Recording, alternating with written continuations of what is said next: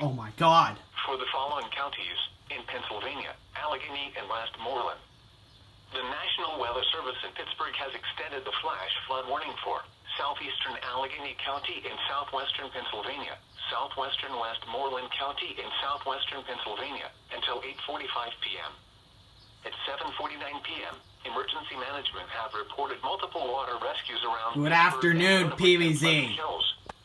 The warning has been extended to give time for more water to recede. Hazard: flash flooding caused by thunderstorms.